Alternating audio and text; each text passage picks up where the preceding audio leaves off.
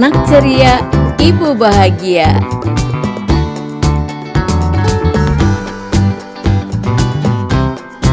Assalamualaikum warahmatullahi wabarakatuh. Saya Khadijah Makarim.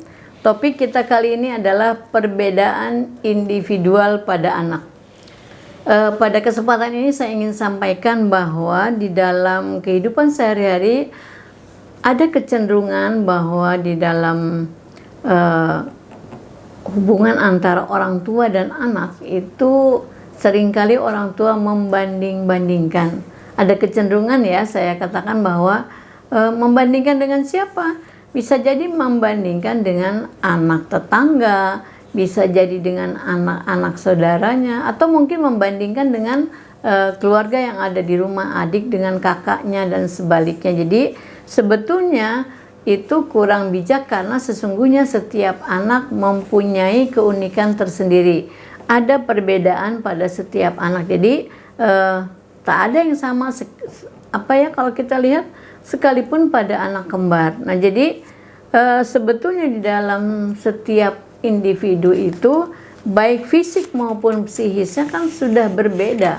Jadi pencapaiannya di dalam prestasi belajarnya, dalam hal-hal yang lain, misalnya tumbuh kembangnya, ada yang cepat, ada yang lambat. Nah, bisa jadi lambat di satu sisi, cepat di sisi yang lain, begitu sebaliknya. Jadi sebetulnya para orang tua kurang bijak bila membandingkan kemampuan dan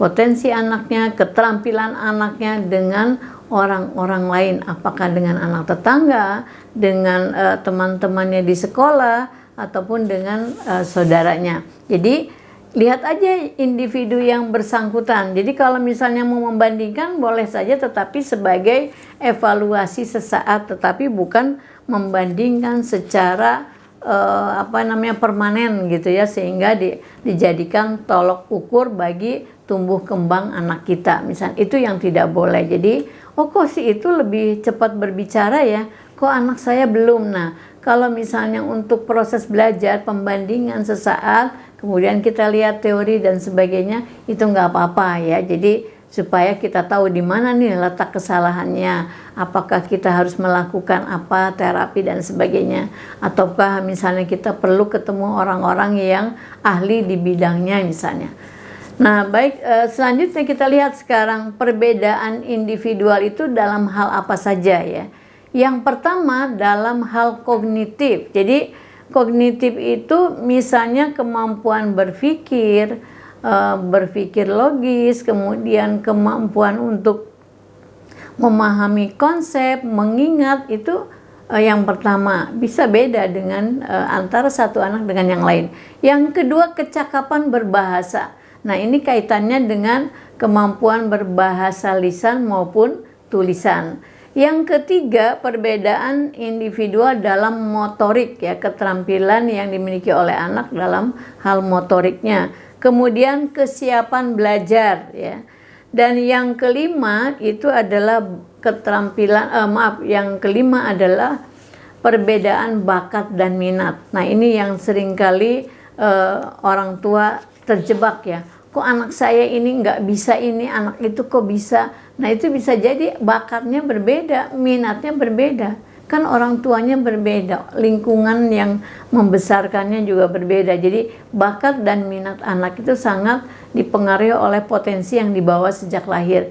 Ya otomatis akan berbeda satu sama lain. Yang keenam, latar belakang keluarga pasti berbeda satu sama lain ya. Jadi kemudian yang berikutnya adalah yang harus kita pahami bahwa keterampilan dari satu dengan yang lainnya berbeda itu bisa dari aspek kuantitatif, jumlahnya gitu ya. Kok anak saya baru punya keterampilan berbahasa dalam hal 1, 2, 3 misalnya. Kok yang lain lebih. Dalam hal kualitatif, mutunya gitu ya. Misalnya keterampilan, kenapa anak saya sudah bisa berbahasa, berbicara tapi tidak terlalu banyak kosakatanya, sementara anak yang lain kosakatanya banyak. Nah, itu mungkin ada terletak dari bagaimana cara orang tua berkomunikasi dengan anaknya. Apa yang didengarnya bisa lebih banyak bagi anak-anak yang tadi yang kelihatan kosakatanya banyak, mungkin dia lebih banyak menyerap dari lingkungan di rumahnya ya, banyak diajak ngobrol, berkomunikasi oleh anggota keluarga. Atau mungkin memang ada pembawaannya seperti itu ya. Jadi itu contohnya bahwa di dalam perbedaan individual itu banyak sekali ya, baik itu kuantitatif maupun kualitatif. Nah, baik, selanjutnya apa manfaatnya kita memahami perbedaan individual anak dan untuk apa itu ya? Yang pertama tentu saja kalau untuk orang tua ya, kalau dalam rangka mengoptimalkan potensi setiap anak yang dibawanya sejak lahir gitu ya. Jadi dengan memahami perbedaan individual itu bisa jadi potensi anak yang pertama dengan yang kedua berbeda. Ya, dengan sepupunya berbeda, dengan teman sekelasnya berbeda gitu ya. Jadi hal itu perlu kita pahami sebagai orang tua untuk mengembangkan potensi yang dibawa oleh anak itu. Kemudian kalau sudah kita memahami itu adalah gunanya bisa merencanakan program belajar bagi si anak, misalnya gitu ya. Kalau kelihatannya bakatnya di bidang apa, misalnya di bidang bahasa atau di bidang musik atau di bidang apa ya, seni tari misalnya, seni lukis dan sebagainya, apapun itu. Nah, apa yang muncul itu adalah sebagai tanda atau sebagai kode buat orang tua. Oh, ini loh banyak yang dilakukan yang oleh si anak itu, berarti itu adalah sinyal. Ini harus kita kembangkan. Bagaimana kalau yang belum kelihatan? Ya sudah, kita fasilitasi. Ibu dan bapak misalnya mau melihat potensi anak dalam hal seni rupa misalnya ya. Beri peralatan itu, apakah dia tertarik untuk melakukannya, dari mulai mewarnai, menggambar dan sebagainya. Kalau dia tertarik, ya beri fasilitas yang lebih banyak gitu ya. Jadi kalau misalnya ingin mengembangkan dalam hal hitung-hitungan, ya fasilitasi dengan berbagai fasilitas belajar yang berkaitan dengan hal itu gitu. Jadi kita dulu fasilitasi, kemudian nanti akan kelihatan apakah anak itu tertarik atau tidak. Jadi kalau bakatnya ada ya, potensinya ada, lalu minatnya ada dan orang tua mengembangkannya, insya Allah itu akan muncul dengan melejitnya itu luar biasa. Tapi kalau misalnya anaknya tidak berminat, kita tidak usah memaksakan kehendak, bisa cari cara yang lain dan kembangkan potensi anak yang lain. Jadi itu manfaat yang kedua adalah orang tua bisa bersama-sama dengan guru di sekolah membuat program belajar untuk anaknya, khususnya dalam pengembangan bakat. Kemudian yang ketiga, anak dapat belajar sesuai dengan apa yang dia suka gitu. Jadi kita orang tua memfasilitasi dengan apa yang dia suka gitu. Jadi bukan memasukkan ambisi orang tua gitu ya. Jadi saya ambil contoh saja, misalnya dalam suatu lomba, katakanlah saya pernah melihat satu lomba mewarnai pada anak-anak SD kelas 1 misalnya. Di satu tempat lah, saya nggak usah ceritakan tempatnya.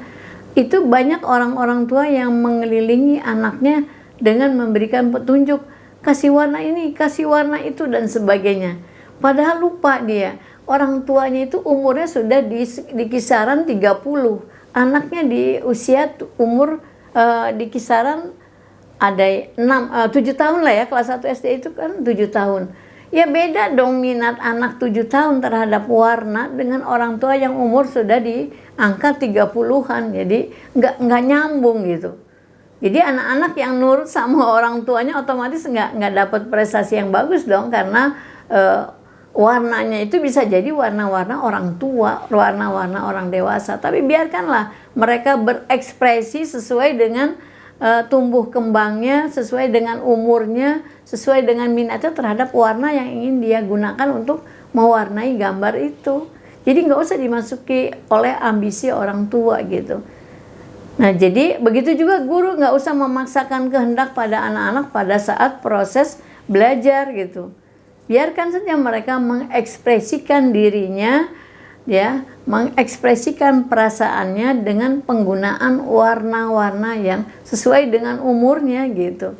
Ya, jadi ini masih ada nih orang tua ataupun guru yang sering memaksakan ke anak didiknya ataupun anaknya. Kalau saat belajar mewarnai, belajar seni rupa dan sebagainya, contoh aja nih ya, itu dimasuki oleh ambisi guru dan orang tua yang umurnya sangat jauh dengan si anak gitu ya. Kemudian manfaat yang berikutnya adalah orang tua dapat memberikan respon yang tepat sesuai dengan kebutuhan anak gitu ya. Jadi kan udah tahu tadi manfaatnya dengan oh iya anak saya lebih senang berbahasa, ya udah kita kasih buku-buku bacaan yang berkaitan dengan pengembangan berbahasa lisan misalnya. Lalu kita kembangkan dah gitu, dia maunya apa ya, jadi ekspresikan, beri buku-buku yang banyak yang sesuai dengan yang dia minati gitu.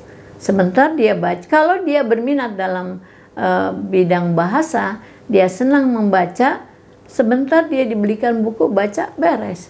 Tapi kalau nggak minat di situ, nggak akan dibaca buku yang kita berikan, ya udah nggak usah itu yang dikembangkan. Yang lain, oh dia senang hitung, ya udah fasilitasi. Oh dia senangnya yang lain lagi, misalnya apa tadi bercerita ya, berbahasa lisan, ya udah kembangkan itu. Misalnya ikut kursus dongeng atau ikut kursus bahasa Arab, bahasa Inggris, bahasa apa saja terserah sesuai dengan kemampuan si anak minatnya di bidang apa. Biasanya kalau anak-anak senangnya bahasa Inggris ya, misalnya dari kecil sudah mau nih kursus bahasa Inggris, ya udah nggak apa-apa, kursuskan misalnya. Jadi nggak jadi masalah. Atau belajar dengan ayah bundanya di rumah ya. Jadi pada hari ini saya sampaikan mengapa kita harus memahami perbedaan individual. Sederhana sekali bahwa kita pahami bahwa setiap anak akan bertumbuh dan berkembang sesuai dengan potensi yang dibawanya sejak lahir, sesuai dengan lingkungan yang dia terima dari keluarganya dan orang-orang yang ada di sekitarnya, dan sesuai dengan kebutuhan dia. Jadi nggak usahlah kita memasukkan ambisi pada anak tersebut ya. Jadi jangan sampai kita menitipkan lah ya, istilahnya kayak gitu, menitipkan keinginan kita, menitipkan ambisi kita ke badan si anak itu gitu ya, ke pikiran si anak itu. Berarti dia tidak merdeka hidupnya. Jadi lebih baik biarlah mereka merdeka untuk mengekspresikan kemampuannya, proses belajarnya, maunya seperti apa, tentu dalam hal-hal yang positif. Jadi, nah, apa yang harus kita lakukan sebagai orang tua, sebagai pendidik? Memotivasi, memfasilitasi ya, dan mendoakannya semoga dia sukses gitu ya. Jadi, memfasilitasi itu artinya kita memberikan sesuatu yang kurang, kita berikan fasilitasnya.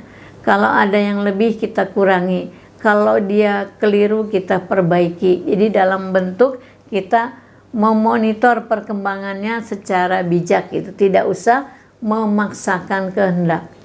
Demikian apa yang ingin saya sampaikan, mudah-mudahan bermanfaat juga bagi para mahasiswa yang akan meneliti tentang tumbuh kembang anak, khususnya adalah perkembangan individual pada anak-anak. Ini mudah-mudahan menjadi inspirasi. Sampai ketemu di lain kesempatan. Assalamualaikum warahmatullahi wabarakatuh.